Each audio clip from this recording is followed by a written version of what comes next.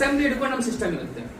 Assembly ಯಾವ ರೀತಿ ಆಗಬೇಕು, ಮಕ್ಕಳು ಯಾವ ರೀತಿ ನಿಲ್ಕೊಳ್ಬೇಕು, ಟೀಚರ್ಸ್ ಎಲ್ಲೆಲ್ಲಿ ಇರಬೇಕು, ಕ್ಲಾಸ್ ರೂಮ್ ಯಾವ ರೀತಿ ಅರೇಂಜ್ ಮಾಡಿರಬೇಕು, ಕ್ಲಾಸ್ ರೂಮ್ ಸಬ್ಜೆಕ್ಟ್ ಯಾವ ರೀತಿ presentation. Subject is not important, your presentation is very important. Present ಯಾವ ರೀತಿ ಮಾಡಬೇಕು, ನಾನು ಮಾಡಿರ್ತಕ್ಕಂಥ ಪ್ರೆಸೆಂಟೇಷನ್ ಮಕ್ಕಳಿಗೆ ಅರ್ಥ ಆಗ್ಲದ್ದು ಅಥವಾ ಅರ್ಥ ಆಗ್ಲತ್ತಿಲ್ಲ. ಯಾಕೆ ಅರ್ಥ ಆಗ್ಲತ್ತಿಲ್ಲ?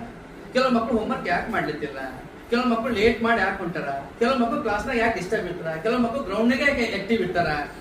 ಸೊ ಇವೆಲ್ಲ ನಾವು ಅಬ್ಸರ್ವ್ ಮಾಡ್ತಾ ಇರ್ಬೇಕಿತ್ತು. ಇವೆಲ್ಲ ಅಬ್ಸರ್ವ್ ಮಾಡಿದಾಗ ಪರ್ಫೆಕ್ಟ್ ಒಂದು ಟೀಚರ್ ಆಗ್ತೀವಿ ನಾವು. ಬರೀ ನನ್ನ ಸಿಲೆಬಸ್ ಇದೆ, ನಾನು ಓದ್ದೆ, ಹೋಮ್ವರ್ಕ್ ಹಾಕ್ದೆ, ಕೊಟ್ಟೆ.